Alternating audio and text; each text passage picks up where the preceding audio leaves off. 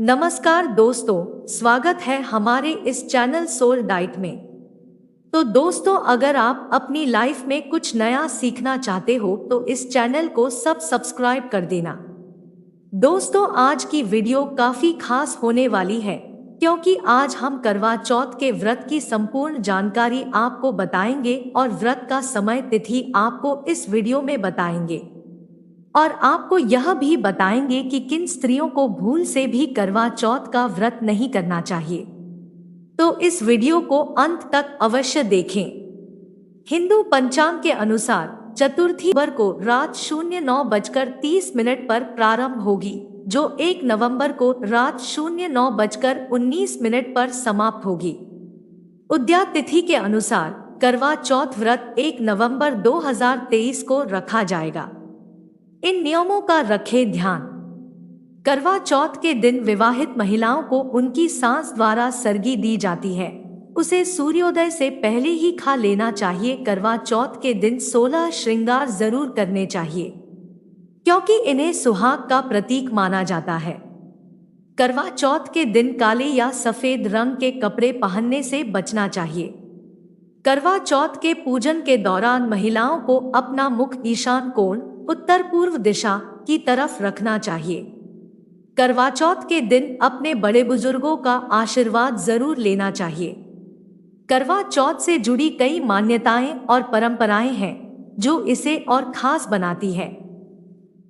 करवा चौथ का त्योहार मुख्य रूप से पंजाब, उत्तर प्रदेश, हरियाणा, पंजाब, गुजरात और राजस्थान आदि राज्यों में मनाया जाता है। माना जाता है कि ये व्रत रखने से वैवाहिक जीवन में भी सुख बना रहता है। इस बार 100 साल बाद करवा चौथ पर महासंयोग का निर्माण हो रहा है। आइए जानते हैं इस महासंयोग के बारे में। शुभ योग का हो रहा निर्माण। इस बार का करवा चौथ सुहागिन महिलाओं के लिए बेहद खास होने वाला है। इस बार 100 साल के बाद चंद्रमा में मंगल और बुध एक साथ विराजमान है, जिस कारण बुध आदित्य योग बन रहा है। इसके अलावा करवा चौथ के दिन शिवयोग या शिववास और सर्वार्थ योग भी बन रहा है। इसलिए इस साल का करवा चौथ काफी शुभ रहने वाला है। जो महिलाएं इस दिन व्रत रखकर चंद्रमा को अर्घ्य देंगी, उनकी मनोकामनाएं जरूर पूरी होंगी। साथ ही वैवाहिक जीवन में सुख बना रहेगा। मान्यता है कि करवा चौथ के दिन मां गौरी और भगवान शिव के साथ गणेश भगवान का भी आशीर्वाद प्राप्त होता है। दोस्तों, हर साल कार्तिक माह के कृष्ण पक्ष की चतुर्थी तिथि को करवा चौथ मनाया जाता है। करवा चौथ का दिन किसी त्योहार से कम नहीं है। सुहागिन महिलाएं करवा चौथ साल भर इंतजार करती है। करवा चौथ के दिन महिलाएं पति की लंबी आयु के लिए करवा चौथ का निर्जला व्रत रखती हैं और चंद्र देव के दर्शन के पश्चात ही व्रत खोलती है। कार्तिक मास के कृष्ण पक्ष की चतुर्थी तिथि को करवा चतुर्थी का व्रत किया जाता है। सुहागिन महिलाएं अपने के स्वस्थ और दीर्घायु की कामना से यह व्रत निर्जला रहकर करती है। इस बार करवा चतुर्थी 13 अक्टूबर 2022 गुरुवार को आ रही है। करवा चौथ की पूजन सामग्री में सबसे आवश्यक वस्तु करवा होता है। यह मिट्टी का बना टोंटी वाला छोटा सा कलश होता है, जिसके ऊपर ढकने के लिए मिट्टी का दिया होता है। मिट्टी की जगह पीतल का करवा भी लिया जा सकता है, लेकिन मिट्टी के करवे की अधिक मान्यता होती है। मिट्टी के 2 दिए। करवे में लगाने के लिए कांच की तीलियां। पूजन के लिए कुमकुम, चावल, हल्दी, अबीर, गुलाल, मेहंदी, मौली, फूल, फल, प्रसाद आदि। रात में चंद्र दर्शन के बाद पति का चेहरा देखने के लिए छलनी, जल से भरा कलश या आचमनी। चौकी। करवा चतुर्थी पूजन का पाना अर्थात चित्र, जिसमें चंद्रमा, शिव, पार्वती, कार्तिकेय आदि के चित्र बने होते हैं। करवा चौथ कथा की पुस्तक, धूप, दीप। सुहाग की सामग्री, जिसमें हल्दी, मेहंदी, काजल, कंघा, सिंदूर, छोटा कांच, बिंदी, चुनरी, चूड़ी। करवे में भरने के लिए गेहूं, शक्कर, खड़े मूंग। करवा चौथ पूजन विधि। सबसे पहले सूर्योदय पूर्व उठकर स्नानादि से निवृत्त होकर अपने घर के पूजा स्थान को साफ स्वच्छ कर ले। भगवान श्री गणेश का ध्यान करते हुए करवा चौथ व्रत का संकल्प ले। पूरे दिन निर्जला रहें। सामने दीवार पर करवा चौथ पूजा का पाना चिपकाएं। नीचे चौकी पर एक करवा रखें जिसमें गेहूं, चावल या शक्कर भरे जाते हैं। सामने पाने पर गणेश जी से प्रारंभ करके समस्त पूजन सामग्री से पूजन करें। करवे का पूजन करें। करवे पर स्वस्तिक बनाए फल रखें, फूल अर्पित करें, कुछ मुद्रा अर्पित करें। करवे के ढक्कन में खड़े हरे मूंग या शक्कर भर दें। गणेश गौरी का पूजन करें। गौरी को समस्त सुहाग की सामग्री भेंट करें। इसके बाद करवा चतुर्थी व्रत की कथा सुने या पढ़े। कथा सुनने से पहले हाथ में चावल के 13 दाने ले। इन दानों को साड़ी के छोर पर बांध ले। इस प्रकार 3 बार पूजन किया जाता है। सुबह पूजा करने के बाद दोपहर में 4 बजे और फिर रात्रि में चंद्रोदय के पूर्व। तीनों बार की पूजा हो जाने के बाद रात्रि में चंद्रोदय की प्रतीक्षा की जाती है। रात्रि में चंद्रोदय होने पर चंद्रदेव का पूजन करें। जल का अर्घ्य दें। साड़ी के छोर में बंधे चावल के 13 दाने निकालकर उन्हें अर्घ्य के साथ चंद्र को अर्पित करें। दीपक से चंद्र की आरती करें। फिर छलनी में से पति का चेहरा देखें। इसके बाद पति के हाथ से पानी पीकर व्रत खोलें और भोजन ग्रहण करें। पूजा में उपयोग किया हुआ करवा सास या सास के समान किसी सुहागिन महिला को भेंट करें। करवा चौथ की कथा एक अंधी बुढ़िया थी। उसका एक लड़का और बहू थे। वह बहुत गरीब थी। बुढ़िया नित्य प्रति गणेश जी की पूजा किया करती थी और चतुर्थी का व्रत भी रखती थी। गणेश जी साक्षात संतुक आकर कहते थे कि माई तू जो चाहे मांग ले। बुढ़िया कहती मुझे मांगना नहीं आता तो कैसे और क्या मांगू। तब गणेश जी बोले कि अपने बहू बेटे से पूछकर मांग लो। तब बुढ़िया ने अपने पुत्र और बहू से पूछा तो बेटा बोला कि हम गरीब हैं, धन मांग लो तो हमारी गरीबी दूर हो जाएगी। बहू ने कहा कि पोता मांग लो। तब बुढ़िया ने सोचा कि बेटा और बहू तो अपने अपने मतलब की चीजें मांग रहे हैं।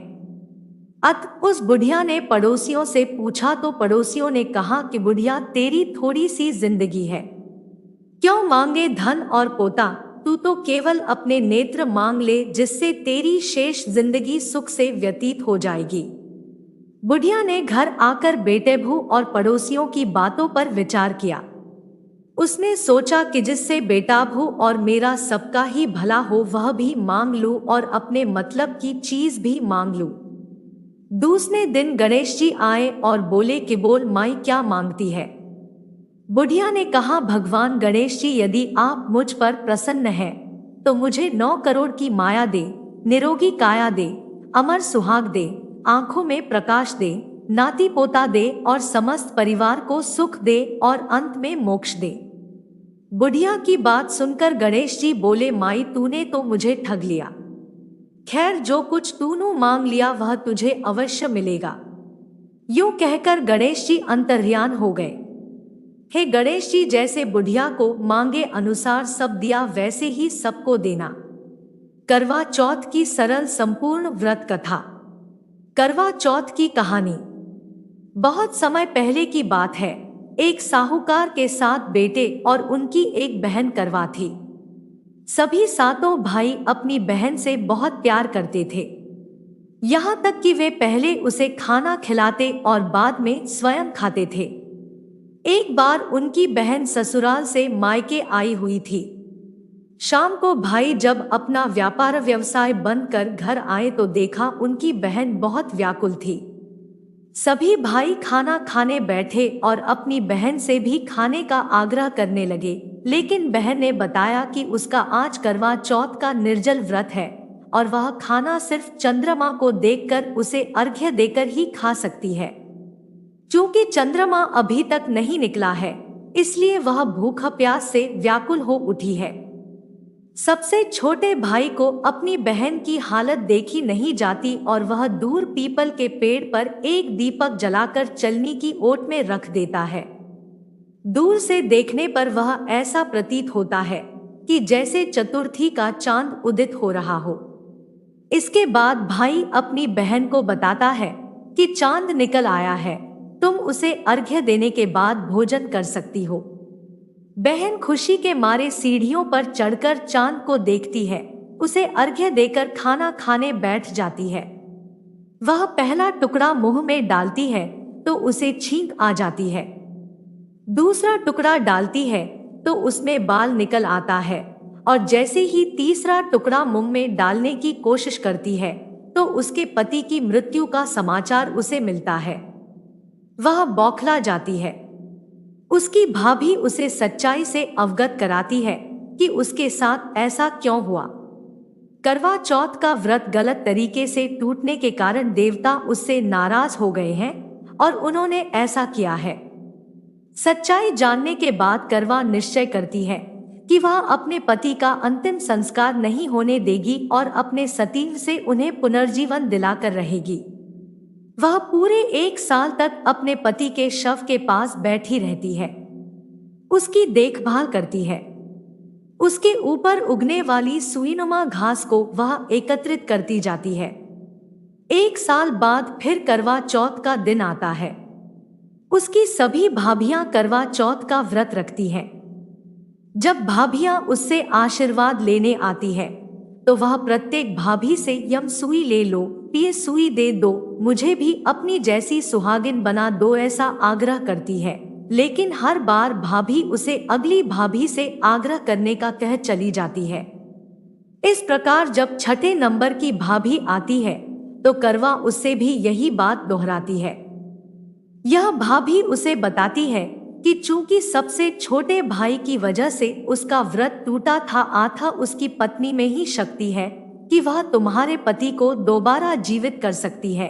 इसलिए जब वह आए तो तुम उसे पकड़ लेना और जब तक वह तुम्हारे पति को जिंदा न कर दे उसे नहीं छोड़ना। ऐसा कहकर वह चली जाती है। सबसे अंत में छोटी भाभी आती है। करवा उनसे भी सुहागिन बनने का आग्रह करती है, लेकिन वह टालमटोली करने लगती है। इसे देख करवा उन्हें जोर से पकड़ लेती है और अपने सुहाग को जिंदा करने के लिए कहती है।